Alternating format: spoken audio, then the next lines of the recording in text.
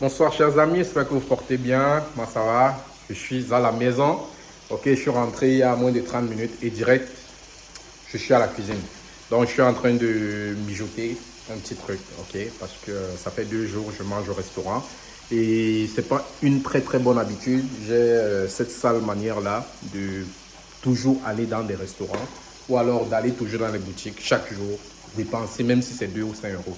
Et j'ai promis qu'en 2023, je vais changer et j'espère m'y tenir.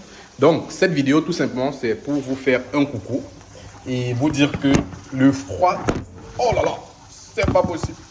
Et pour vous dire que le froid de cette année, c'est incroyable. On ne comprend plus.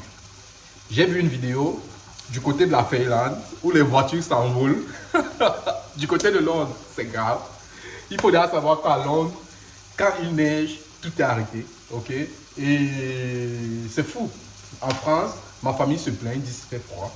En Lettonie, l'année dernière, moi je riais quand je voyais mes amis de la Russie dire qu'il fait froid. Je riais parce que nous on marchait en chemise, tu vois. Mais cette année, waouh, c'est le feu. Bref, donc j'espère que vous portez bien.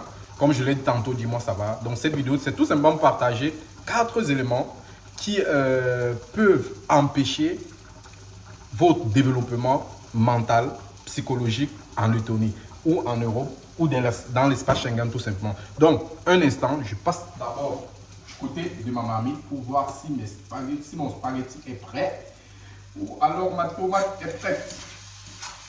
Donc, on va aller de 1 jusqu'à 4, voire 5. Je peux ajouter un petit bonus. Donc, le premier élément que j'ai cité plus tôt, c'est le froid, c'est le climat. Ok.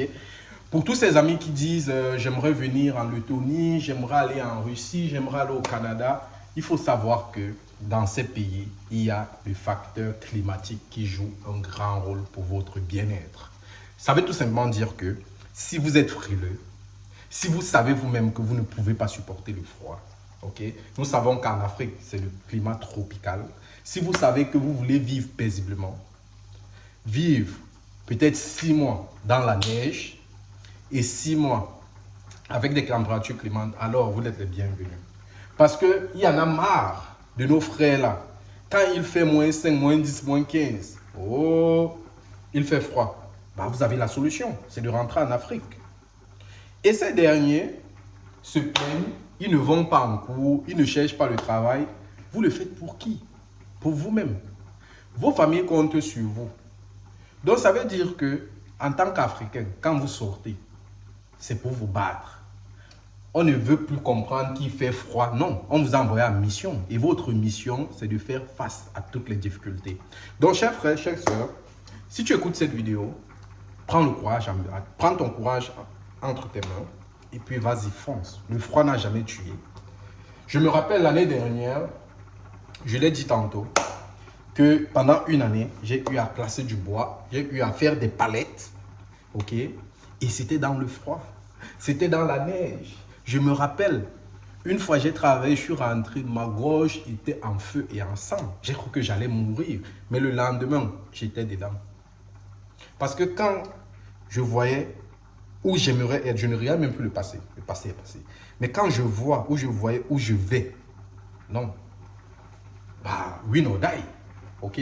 Là, c'est ma mort, c'est mon cadavre qu'on va seulement ramasser. Ok, Dieu a fait grâce au Dieu, on a abandonné celui-là et puis on avance tout simplement.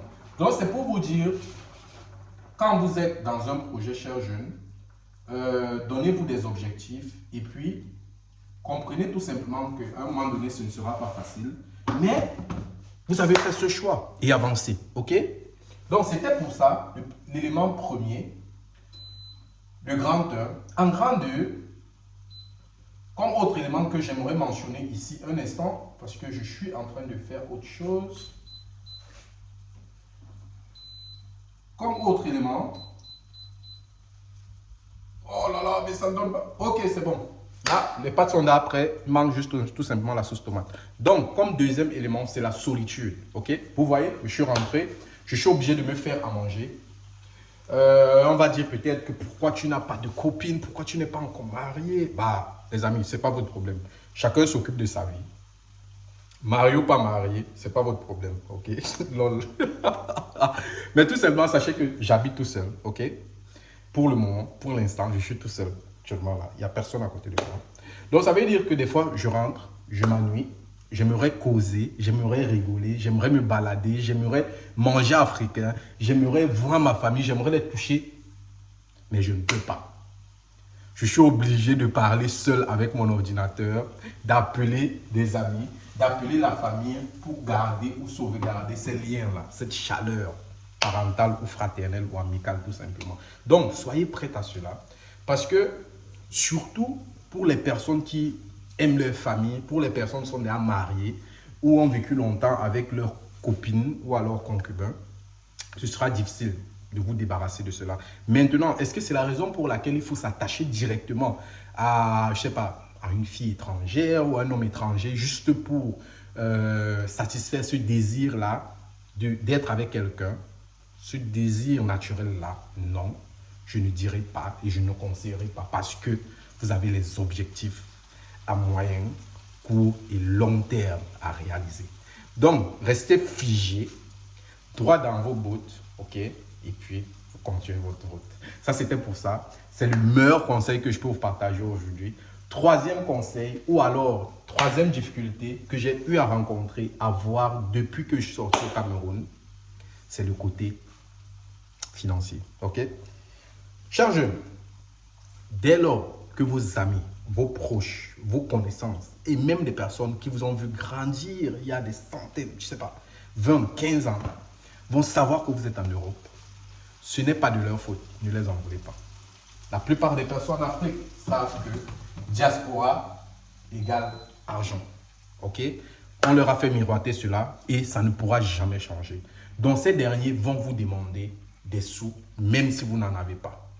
Personne ne voudra comprendre, est-ce que tu as mangé aujourd'hui?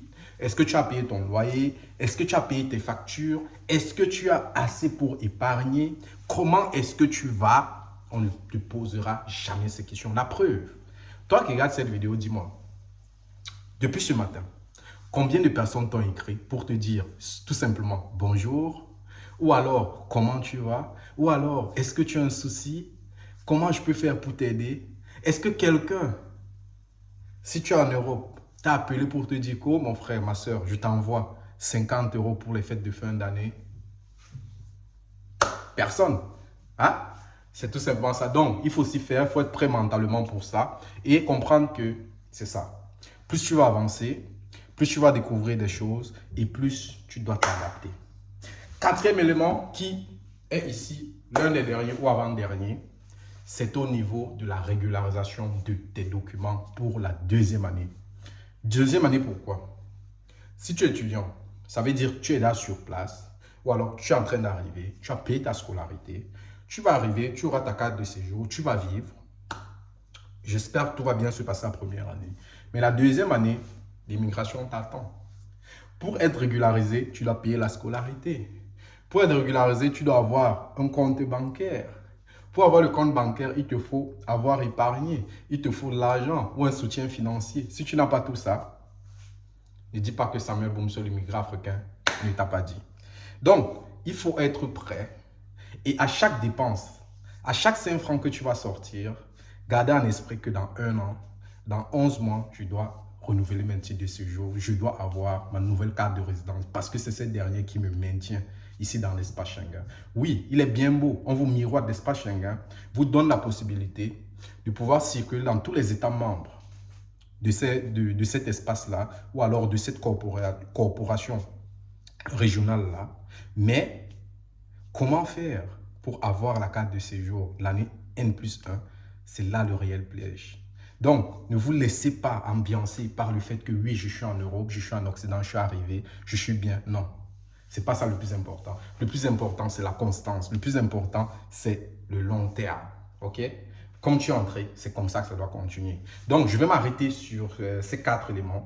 Si l'un d'entre vous a un dernier élément ou un troisième ou un quatrième élément qui peut nous citer en commentaire, c'est là que j'aimerais voir votre mouvance. Là, je vais savoir que vous êtes en train de m'écouter du début jusqu'à la fin. Et tout simplement, si cette vidéo t'a plu, bah, tu laisses un j'aime, tu likes, ok, tu partages, tu laisses un commentaire et je vous attends très bientôt pour la suite de notre aventure. On s'abonne si ce n'est pas encore fait et on se dit bonne soirée. C'était Samuel Boumso.